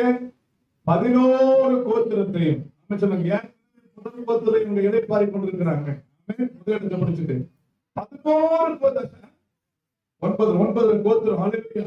9 கோத்திரம் இளைப்பாறுதல் அடைஞ்சிட்டே இருக்கிறாங்க. ஹல்லேலூயா. 9 சொல்லுவா 9 கோத்திரம் இளைப்பாறுதல் அடைஞ்சிருக்கிறாங்க. அப்போ இளைப்பாறுதல் அடையும் வரையிலும் என்ன பண்ணாங்க? யுத்தத்தை சொல்லுங்க யுத்தம் செய்து கொண்டே இருந்தார்கள். நாம சொல்லுங்களேன், சொல்ற உங்க சகோதரன் இளைப்பாறுதல் அடைஞ்சிட்டாங்க, நீங்க எங்க போங்க? உங்க வீடுகளுக்கு திரும்பி போங்க. நாம சொல்லுங்களேன், 8வது வசனம். நீங்க மிகுந்த ஐஸ்வர்யத்தோடு மகா ஏராளமான ஆடு மாடுகளோடும் வெள்ளி வெண்கலம் இரும்போடும் அநேக வஸ்திரங்களோடும் உங்கள் கூடாரத்துக்கு போங்கள். பெற்றுக்கினாங்க. யோசுவா என்ன சொல்றாங்கன்னா, அவங்க கடைசி வரை யுத்தம் பண்ணதுனால இவங்களுக்கு எக்ஸ்ட்ரா ஆசீர்வாதம். பாருங்க எப்படி போறாங்களா இவங்க? மகா ஏராளமான ஆடுகளும் பொன் வெள்ளி வெண்கலம் இரும்பு அநேக வஸ்திரங்களோடும் கூடாரங்களுக்கு. ஹல்லேலூயா. 9வது வசனம். அப்பொழுது ரூபன் புத்திரரும் ஆர் புத்திரரும்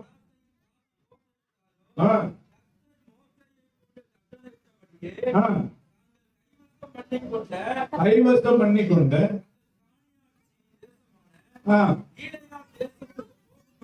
ஆமென் சொல்லுங்களேன். இவங்களுக்கு கிடைச்ச ஆசீர்வாதம் கீழையாத்து என்று சொன்னா என்னது? கீழையாத்து தேசத்தினுடைய ஆசீர்வாதம் என்ன சொல்லுங்க பாப்போம். சொல்லுங்க.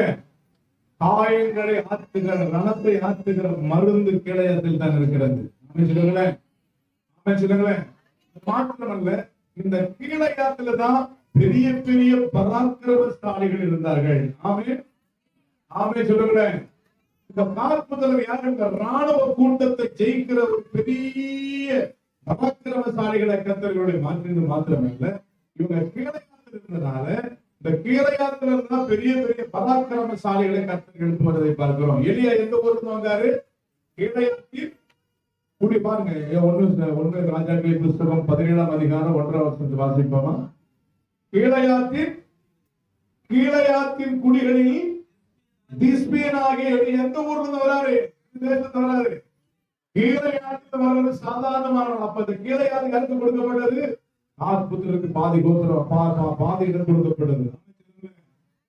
அப்ப இந்த கீழையாத்தில் வர்றவங்கெல்லாம் பெரிய ராணுவ கூட்டம். நாம சொல்லுங்களேன், நீங்கள் நானும் காப்புத்தரை போல ஒரு ராணுவ கூட்டமாக சத்துருக்களை முறியடிக்கிறவனா இருப்போமானால். நாம சொல்லுங்களேன். அம்மா சொன்ன ஆசீர்வாதிக்கிறது ஏராளமாக. அப்பா என்ன சொன்னாரு? ஒரு ராணுவம் மேல் பாய்ந்து விடும், முடிவிலே அதில் நீ பாய்ந்து விடுவார். கர்த்தர் என்ன சொல்றாரு? சிங்கத்தை போல புறத்தையும் உச்சத்தையும் பீறி போடுவாய், நீ முதலிடத்தை பார்த்து கொண்டாய். ஆமே சொல்லுமா? மாத்திரமல்ல, காத்துக்கு விஸ்தாரமான இடத்தை கொடுக்கிறவர் தோத்தரிக்கப்பட்டவர். அதை சொல்லுங்க. இப்படி இந்த காத்துக்கு தேவன் தேசத்தில் ஒரு பெரும் ஆசீர்வாதத்தை கொடுத்தது போல திருச்சபைக்கும் மக்களுக்கும் நிச்சயமா சொல்றேன், இத்தனை ஆசீர்வாதங்களை நீங்களும் எடுக்க போகிறீர்கள். சொல்லுவோமா? சொல்லுவோமா? எப்படி கொடுத்தாருன்னா, அவங்க கர்த்தருடைய நீதியை, நியாயத்தை ஜனங்கள் முன்னணியிலே வந்து கை கொண்டு நடந்தார்கள். சொன்னபடி, யோசுவா சொன்னபடி, ஒரு வார்த்தையை மீறாதபடிக்கு கர்த்தர் அந்த தேவ மனிதர்கள் மூலம் சொன்ன வார்த்தையின்படி செய்தபடியினாலே ஆசீர்வாதம் பின்னாடி எடுக்கல, முன்னேறி ஆசீர்வாதம் முதலிடத்தை பிடித்துக் கொண்டார்கள். சபையே இன்றைக்கு ஊழியக்காரர் மூலமாக தேவன் மூலம் சொல்லப்படுகிற ஒவ்வொரு வார்த்தைகளையும் நீங்கள் கை கொண்டு முன்னணியில் இருப்பீர்களானால், முன்னணியில் இருப்பீர்களானால், ஆமென், முன்னணி இருப்பீங்க, ஊழியத்தில் முன்னணி இருப்பீங்க, கொடுக்கிறதுல முன்னணியில எல்லாம் நீங்க முன்னணி இருப்பீங்கன்னா கர்த்தர் இந்த தேசத்துல உங்களை முன்னணியில வைத்து அல்லேலூயா ஆமென் சொல்லுங்களேன். வீடுகளுக்கு திரும்பும் போது சும்மா திரும்பல, மிகுந்த ஐஸ்வர்யத்தோடும் மகா ஏராளமான ஆடுகளோடும் பொன் வெள்ளி வெண்கலம் இரும்போடு அநேக வஸ்திரங்களோடும் கூடாரத்துக்கு திரும்பி போனார். இப்ப எங்க கூடாரத்துக்கு திரும்பி போகும் பொழுது இந்த ஆசீர்வாதங்கள் எடுத்துட்டு தான் போறீங்க. எத்தனை பேர் விசுவாசிக்கிறீங்க? அல்லேலூயா. இன்னைக்கு சொல்லி அறிக்கையிட்டு சொல்லிட்டே இருக்க, இந்த காற்புதலுக்கு கொடுத்தது போல எங்களுக்கும் தாங்கப்பா. அம்மா சொன்னாங்க, பிரபலமான ராஜாக்களை சங்கரித்தவரை துதிக்கிற ஒரு திருவை. அப்போ இந்த முழு ராணுவத்தை சந்திக்கிற வலிமையை சேர்த்து யாருக்கு கத்தர் கொடுத்தாரு? காற்புதலுக்கு தான் கொடுத்தாரு. ஆமென். அல்லேலூயா. அப்போ கடைசி வரை யுத்தத்தை செய்து முடித்து ஒரு சேதம் இல்லாதபடிக்கு வெற்றியோடு தங்கள் வீடுகளுக்கு திரும்புகிறதை பார்க்கிறோம்.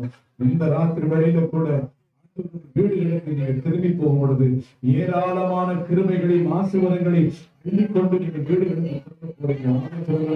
அந்த காற்புதலுக்கு கொடுத்த ஆசீர்வாதங்கள் எனக்கும் என் பிள்ளைகளுக்கும் தர வேண்டும் என்று சொல்லி நீங்க தேவனுக்கு அறிக்கையிட்டு கேட்கும் பொழுது நிச்சயமா இன்றைக்கு அந்த ஆசீர்வாதங்களை கற்றுக் கொடுக்கும். ஏராளமாகிறது. ஆமென். ஆமென். காற்புக்கு விஸ்தாரமான இடத்தை கொடுக்கிறவர் தோற்கடிக்கப்பட்டவர். அவர் தனக்காக முதலிடத்தை பார்த்து கொண்டார். முதலிடத்தை பார்த்து கொண்டு இந்த தரிசனத்தோடு நம்ம வளரணும். ஆமென். கர்த்தர் நிச்சயமா எனக்கு தேசத்தில் ஆசீர்வாதங்களை கொடுப்பார். நல்ல வீட்டை கொடுப்பார். அல்லேலூயா சொல்லுங்களேன். ஆமென் சொல்லுவோமா? அல்லேலூயா. ஆமென். ஆண்டவர் விசாலமான இடத்தை கொடுக்கிறவர், விசாலமாய் மாற்றுகிறவர். ஆமென் சொல்லுங்களேன். ஆமென். நம்ம ஆண்டவர் எப்பவுமே சும்மா கூடி குறுகி போகிற தெய்வம் அல்ல. அவர் கொடுக்கிறது எல்லாமே விஸ்தாரமானது. தேசமே பயப்படாது. சின்ன காரியம் செய்ய சொல்ல பெரிய காரியங்களை செய்கிறவர் ஏராளமாய் மாற போகிறார். சகோதரியே, அற்பமாய் எண்ணப்பட்டவர் தான். இந்த காத்து யாத்திரமா அற்பமாய் எண்ணப்பட்ட ஒரு வேலைக்காரிக்கு பிறந்தவன் அற்பமாய் எண்ணப்பட்டவன். அல்லேலூயா. தாய் அவனை சொந்த பிள்ளையாக சொந்த பிள்ளையை அவனை ஏற்றுக்கொண்ட பிறகு அவனுக்கு கொடுக்கிற ஆசீர்வாதத்தினாலே அவன் பெரியவனாய் மாறினான். ஆண்டவராக இயேசு கிறிஸ்து அவன் ஒரு காலத்துல எங்கேயோ பிறந்தோ எங்கேயோ வளர்ந்தோ ஆண்டவர் நம்மை சொந்த பிள்ளையா நம்மை ஏற்றுக்கொண்ட பிறகு நம்மை பார்த்து சொல்லுகிறார், நீங்கள் பள்ளியை பெருகி பூமியை நிரப்புங்கள் என்று சொல்லி மாற்ற வேண்டும் என்பது ஆண்டவருடைய விருப்பம். ஆசீர்வாதமாய் இருக்க வேண்டும் என்று ஆண்டவருடைய விருப்பம். ஆவிக்குரிய நிலையை ஏராளமாய் மாற வேண்டும். ஆமென் சொல்லுங்களேன். ஒரு நிறைவை ஆமென். சுருக்கமா நான் சொல்ல விரும்புகிறேன். கர்த்தருடைய பரிசுத்த நாமத்திற்கு ஆமென். உங்கள் குடும்பத்தில் 5 நபர்கள் 4வது நபராக நான் பிறக்கும் பொழுது நன்மை பிறந்த நான் 10 வயதிலே கடுமையான காய்ச்சல் வந்தபடினாலே என்னுடைய வலதுகாலை நான் இழக்க வேண்டிய சூழ்நிலை. என் குடும்பம் பணக்கார குடும்பம் அல்ல, ஏழ்மையான ஒரு குடும்பம். ஏழ்மைக்கு காரணம் என் தகப்பனுடைய குடிப்பழக்கம் தான். எத்தனையோ இன்றைக்கும் குடிகாரனால எத்தனையோ குடும்பங்கள் சின்ன பின்னமா இருக்கிற அதெல்லாம் குடிச்சு மனைவி அடிச்சு பிள்ளைகளை அடிச்சு நாசப்படுத்தி குடியை கெடுக்கும் என்று சொன்னது போல எங்கள் குடும்பம் கெடுக்கப்பட்டது. 5 பிள்ளைகள். சென்னையில எங்க அப்பா ஒரு லாரி புரோக்கராக இருந்தார். எங்க அப்பாவுடைய கொடுமை தாங்க முடியாமல் எங்க அம்மா எங்க மாமா வீட்டுக்கு கிராமப்புறத்துக்கு வந்து விட்டார். 60 கிலோமீட்டர் தூரத்தில் உள்ள ஒரு கிராமம் கிராமத்துக்கு வந்து விட்டார். அல்லேலூயா. அங்க எங்க மாமா வீட்டுல சின்ன ஒரு குடிசையை கொடுத்தாங்க. 2 பேர் 3 பேர் தான் அந்த வீட்டுல படுக்க முடியும். நாங்க தெருக்களிலும் திண்ணைகள் படுத்துக் கொள்வோம். பசி ஒரு பக்கம் தரித்திரம் எங்களை வாட்டி வளைத்தது. சமுதாயம் எங்களை புறம்பே தள்ளினார்கள். எங்க அப்பா வார்த்தை ஒரு நாள் வருவார். ஏன் தான் வந்தாரு எங்களுக்கே புரியுது.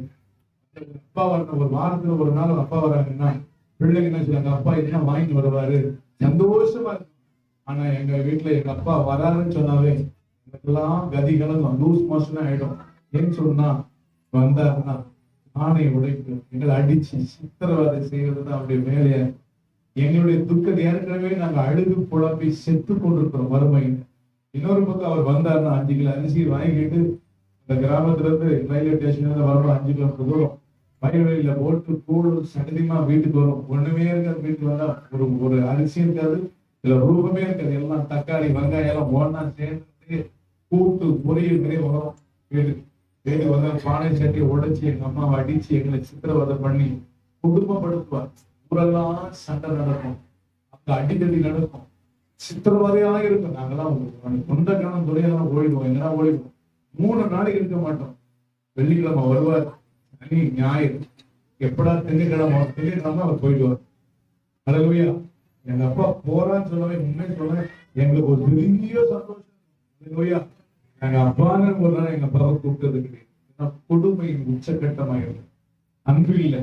இதனால என்னுடைய குடும்பம் நாளுக்கு நாள் தரித்திரம். எங்களுடைய மாத வருமானமே 100 ரூபாய் கூட முடியும். அவ்வளோ ஒரு கஷ்டம், அவ்வளோ ஒரு கொடுமையை நாங்கள் சந்தித்தோம். வறுமை எங்களை மாட்டியது, சமுதாயம் எங்களை புறக்கணித்தது, பசியின் கொடுமையினால் எங்கள் சித்திரவதைக்குள்ளாக ஆக்கப்பட்டோம். அன்பு இல்லை.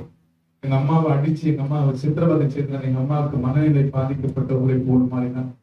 காது கேட்காது. எங்கேயாவது கடை கிராமப்புறங்களுக்கு களை பறிப்பாங்க. அதில் வர்ற 3 ரூபாய்க்கு எங்களுக்கு அரிசி, ஒருவேளை சாப்பாடு மட்டும்தான் கிடைக்கும்.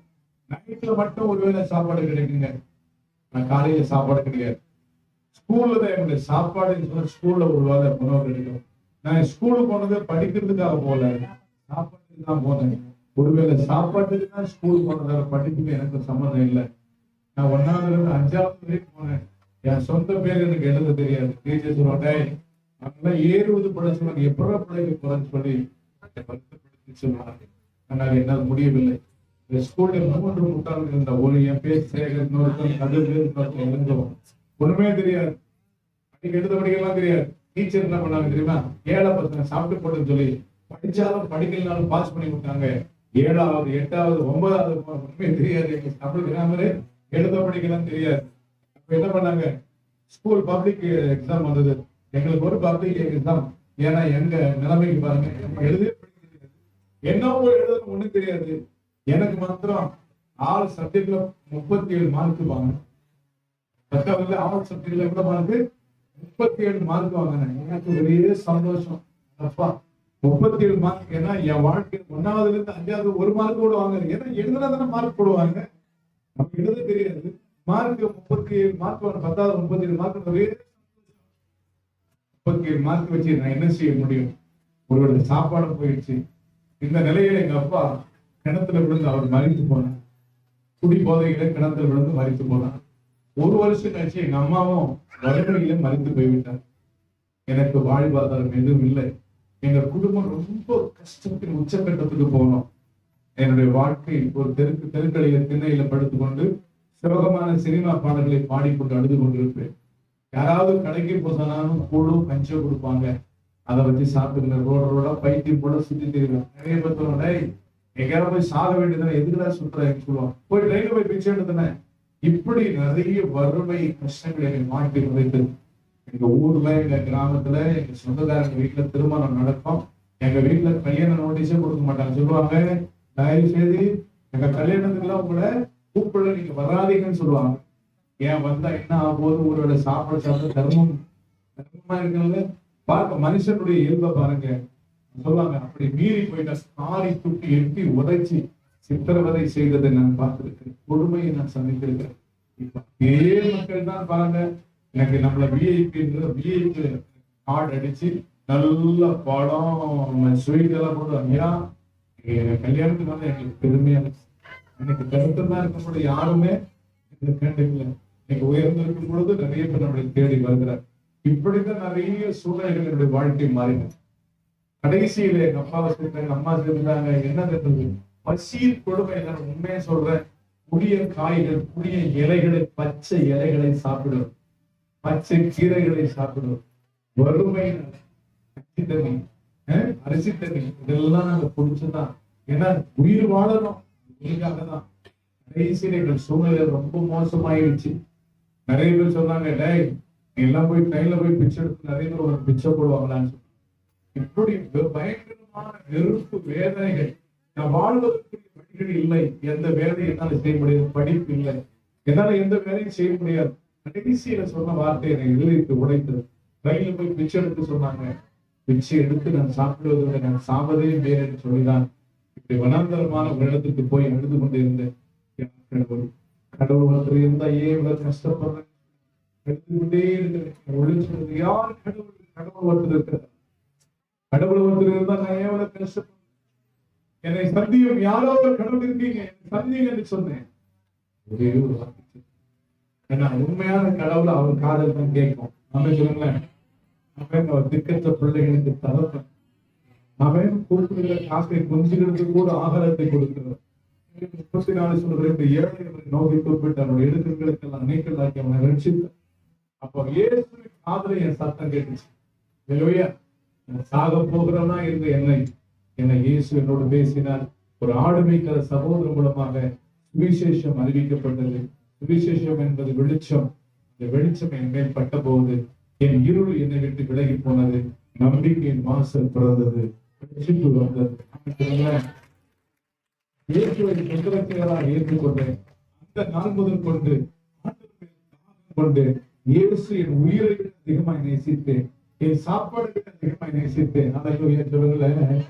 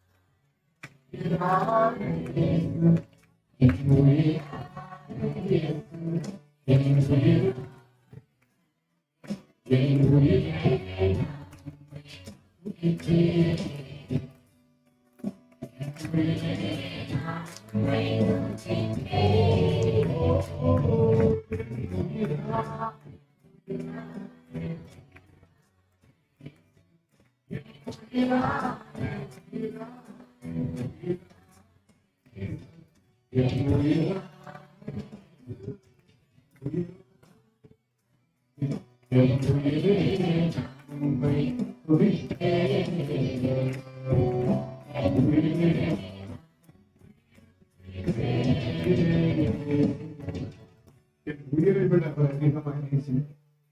அதிகமாய் நான் தேவனை மயங்குவேன். என் வறுமை மாறவில்லை, கஷ்டங்கள் மாறவில்லை. ஒரு நாள் நான் அழுது கொண்டிருக்கிறேன். ஆண்டவர் என்னோடு ஒரு பேசி, மகன் என்னுடைய ஊழியத்துக்கு தெரிந்து கொண்டு எங்க வருவாயா? நான் சொல்றேன், நான் சமுதாயத்தில் புறக்கணிக்கப்பட்டேன். நான் பெருமையான மனுஷன், படிப்பறிவு இல்லாதவன், அறிவு இல்லாதவன், திறமை இல்லாதவன், எல்லாவற்றையும் நான் எழுந்து உங்களுடைய ஊழியர் செய்வதற்கு எனக்கு எந்த தகுதியும் இல்லை. ஆண்டவர் சொல், எந்த மனுஷனையும் பிரகாசிக்கிற மெய்யான ஒளி நானே. ஆண்டவர் சொல், எங்களுடைய ஊழியத்துக்கு வருவாய் என்று சொல். நான் ராஜாக்களுக்கு மத்தியில் கொண்டு போவேன், பிரபுக்களுக்கு மத்தியில் உன்னை கொண்டு போவேன், தேசத்தின் கடைமனை மட்டும் உன்னை கொண்டு போய் நிறுத்துவேன். ஊழியத்துக்கு எனக்கு ஊழியம் என்ன தெரியாது, எனக்கு பேக்ரவுண்ட் தெரியாது. ஏன்னா ஊழியத்துல என்கரேஜ் பண்றவங்க யாருமே இல்லை. என்ன செய்வது? ஊழியத்துக்கு அர்ப்பணிச்சு ஒரு பேக் எடுத்துட்டு, ஒரு பைபிள், ஒரு சின்ன பெட்ஷீட், ஒரு துணி எடுத்து பிச்சைக்காரன் நானும் ஒன்னா இருக்கும். பிளாட்பாரம், பட்டாபுரம் பிளாட்பாரம் தான் எங்க வீடு. ஏன்னா யாரும் படிப்பு, பேக்ரவுண்ட், அழகு, பணம் எதனா யாருமே நீங்கதான் ஊழியத்துக்கு போ. நம்ம அழைப்பு அவனுக்கு தெரியாது, நம்ம ஆண்டவர் நம்ம நேசிக்கிறது அவனுக்கு தெரியாது. மனுஷன் பார்க்கிற வண்ணமாய் வித்தியாசம் ஆண்டவர் பார்க்கிறவன். எப்படி என்னுடைய பேக்ரவுண்ட் எல்லாம் உண்மை இல்லாதனால பட்டாபுரம் பிளாட்பாரத்துல ரயில்வே ஸ்டேஷன்ல உட்கார்ந்து கிடப்பேன், எங்க மரத்துக்கு உட்கார்ந்து கிடப்பேன். ஏன்னா வீடு வாசல் இல்லை. அப்புறம் நிறைய பிரச்சனைகள் அனுபவிப்பேன். என்னுடைய பொழுதுபோக்கு என்ன தெரியுமா? கர்த்தரை துதித்துக் கொண்டே இருப்பேன், ஆராதனை பண்ணிக்கொண்டே இருப்பேன். அப்பொழுதுதான் நிறைய பாடல்களை கர்த்தர் கொடுத்தார். உதவாதவர் என்று தள்ளியதே உலகம். அல்லேலூயா. பார்ப்போம்.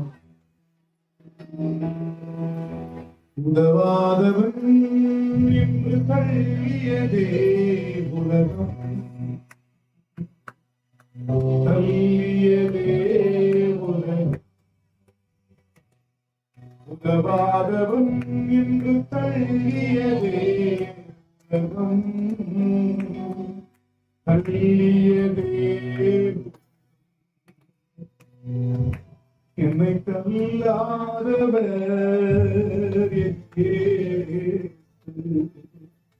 உதவாதவன் என்று தள்ளியதே உலகம், தள்ளியதே உலகம். உதவாதவன் என்று தள்ளியதே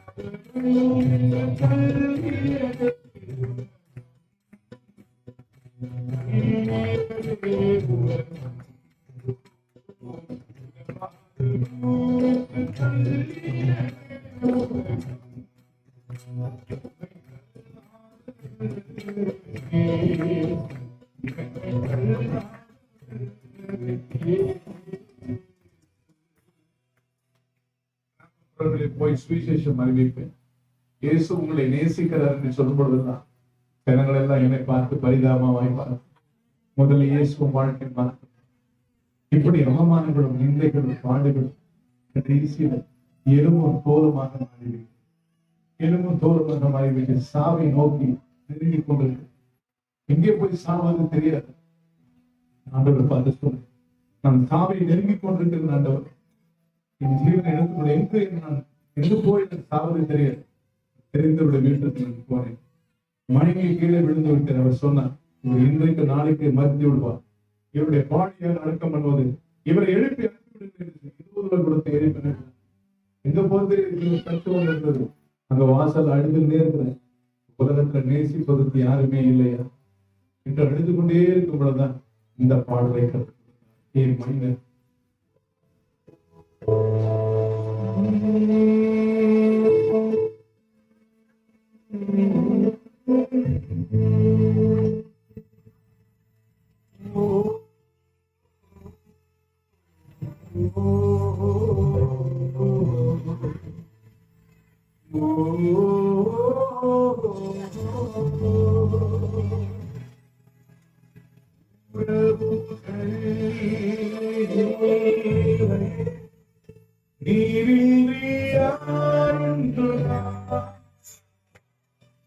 நீரே தஞ்சமல்லோ,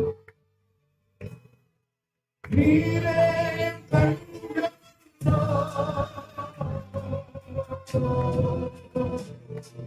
யாரும்